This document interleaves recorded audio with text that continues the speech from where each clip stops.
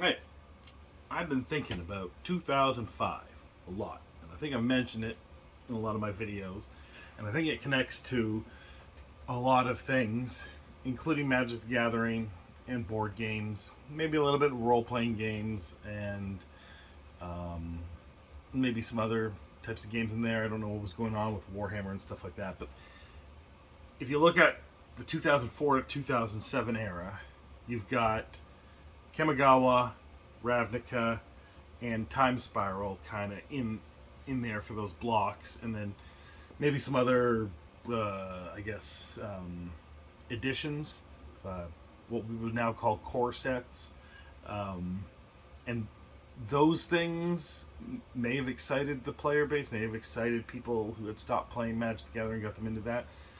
I'll explore that in a later video, but this one is about board games mostly and about what was happening between 2004 2007 with the board game industry. Um, there were quite a few interesting releases, and things happened where things started to get exciting with board games, and people started to find themselves drawn back into board games. People that used to play board games in the 80s and 90s and had moved on to other things in the early 2000s, careers, and going out, having fun with friends, whether that's bars, nightclubs, parties, whatever. A lot of Generation X were in their late teens, early 20s, maybe to mid 20s for some of them, and they were doing things that didn't involve playing games.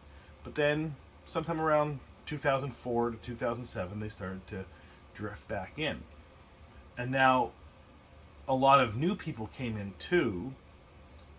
A lot of that is attributed to things like Catan and the gateway games that got people into these board games. But maybe Catan also brought people back into board games who had abandoned it in the early 2000s. And maybe some of the other gateway games like Ticket to Ride came out around that time, and Twilight Struggle and Twilight Imperium, which not a gateway game, but is a very exciting game to have come. And then there's Power Grid, Memoir 44, that sort of stuff. And just a lot of interesting games came in. But also, this is the beginning of influencers. So there were some, I guess, blogs around that time, but I don't think they were, what's the word, formalized? I don't know if that's the word, but there were also podcasts that began, specifically one podcast, the Dice Tower, has been going since that time period, and it is now continuing to go, and maybe it's not the forefront of the video, the YouTubers people watch, the streamers people watch, or the podcasts that people listen to about board games, but it kind of was an early adopter of this influencer space for board games, and probably brought a lot of information to people that they wouldn't have found otherwise. I mean, before that, you'd go to magazines, but I don't think there were any board game centric magazines as far as I remember. A lot of them were either collectible card game centric magazines, or say Dragon Magazine and Dungeon Magazine with Dungeons and Dragons. And I can't remember a board game centric magazine, but if you remember one, just let me know in the comments below. I just don't think so. So the blog space would have kind of taken its cue from the magazine space, and the podcast space would have taken its cues from, I don't know, radio, or I don't know, stuff like 60 Minutes. That's kind of how they might have viewed their early podcasts.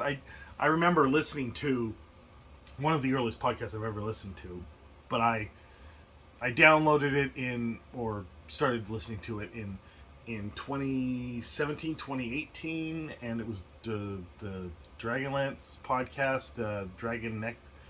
The Dragon Nexus website is part of this podcast, and they kind of like were this little tiny media conglomerate around Dragonlance, and you can hear, podcasts going back to I think 2003, and I listened to them all from the very beginning, and it's interesting because it's a very different world, and then as you get closer and closer to the year that it is, I don't know, I just find it very interesting, and I'm going to go back and listen to maybe some of the old Dice Tower episodes to maybe get the same feel. So you get a bit of a nostalgia with that, and a little bit of history, and a lot of information about what was going on at that time and how people were thinking about things. And I think that it was this convergence of the ability to upload your own videos when YouTube came out around that time, and then was bought by Google and really expanded.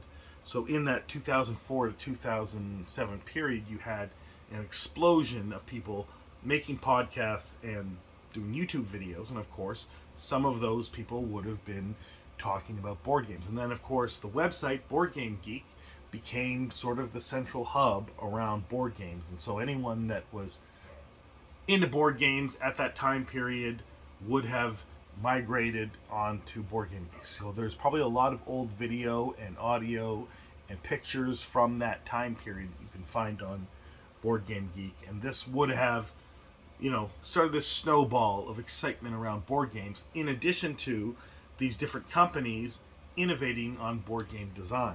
And I remember listening to I think it was the official Dungeons and Dragons podcast from Wizards of the Coast, an early episode of that back in 2016-ish, where the host Greg Tito is discussing with, I don't think it's Shelley Mazzanoble that she's talking. She's on that as well, but also whoever is running their board game division at that point in time, and they're talking about the types of board games that their board game division was developing during that time period. Finding things that never would have been printed before, like where is it? Like Arabian Nights. This idea of you got this book and it's got a bunch of little story snippets, and based on where you go on the board and the card that you draw, something happens based on this. So you got to go through this tome of stuff. The person to your left has to go through one tome, and the person on your right has to go through another tome. And then later that leads to House on the Hill, right? And a lot of things like that were happening, where it wasn't just about a specific type of board gaming like it had been prior to the 2000s, where there was a Monopoly or a Game of Life or an Axis and Allies or something like that. They were all kind of in their wheelhouse, and they'd been developed, and there wasn't new ideas being developed. Maybe here and there were some new mechanics, and maybe once in a while there was a new theme, but in the 2004 to 2007 era, there seemed to be an explosion, and maybe it's the internet combining these things with each other, like the Euro games and the Ameritrash games, where originally they're seen as an opposing force to each other, and maybe one side derides the other, but then because of the connection of the internet, you can cross the streams, and then you get Fantasy Flight and Twilight Imperium that crosses basically Axis and Allies and a lot of Euro games, and you get sort of the best of all worlds. And other games came out during this time period, and then you get into 2008, 2009, and into the 2010s, and people are very excited about board games and building up their board game collections and getting their collect shelves to hold their board game collections. And I just find it interesting that a lot of us migrated back into board games, but others were brand new to the whole thing, and they were brought in by these gateway games. And even some of us that migrated back were brought in by some of these gateway games. And it was a wonderful little period, and the explosion after the 2010s was also great. But now we're kind of in this, board games are here, no one is, necessarily thinking that they're useless or uncool or just for children or that kind of thing. But there isn't a lot of excitement around them. There's a bit of excitement around Kickstarter, but even that's starting to die because of some of the Kickstarter controversies, and then also maybe it's the increased prices. Maybe that's what's bringing people down, or maybe they've just moved into other things. Maybe it's the excitement in collectible card games, and and maybe board games were a gateway to collectible card games. Maybe collectible card games are a gateway to something else. I don't know. Let me know what you think in the comments below. Have a good day.